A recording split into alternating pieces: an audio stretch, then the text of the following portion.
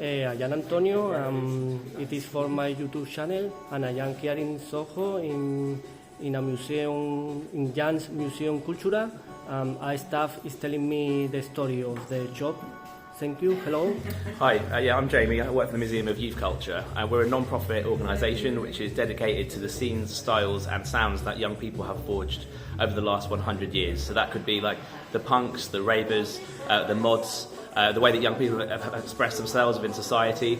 So we're all about gathering those stories together, telling those stories online in exhibitions like we are now, and trying to get a permanent space dedicated to youth culture, because we think youth culture deserves a museum of its own, different to other cultures like fine art and painting and things like that. We think that youth culture in all of its many forms needs to be celebrated in the UK. Brilliant. Last thing, could you tell me, or do you remember any a story about any young person? I don't know. Any what, sorry? If you remember any good story about any history about any young person? I guess there's so many stories that come through with the museum, because we used to be just photographs that people had submitted to the museum. So photographers had gone out, photographed a night, and just like what we've got behind me, where Yushi has documented the drum and bass scene and clubbing in Cardiff and in London and across the UK. But also we keep getting stories from the general public now, so people are sending us their own pictures, maybe one photo, and we've got some incredible stories of people growing up in Soho, where in the area that we're in right now, where they didn't even pay for their apartment and they're living in a squat with loads of punks, and the culture that comes out is so different to what young people are facing today. But still, having work like this, which is really contemporary, it sort of shows people that it still goes on. Young people still express themselves in whatever way they can in a modern world. It's brilliant.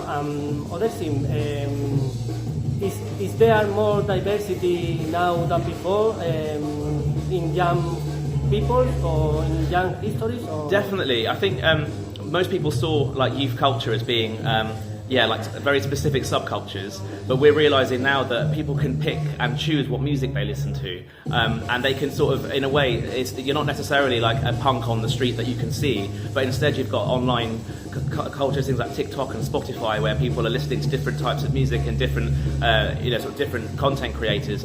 Whereas before you had to find a record shop, all go to the same record shop and hang out with the same people, and now it's all becoming a bit of a diverse combination of different youth cultures, and I think it's going to be exciting to see where the next 10 years takes youth culture, because I think it's going to look quite different to what it looks like now.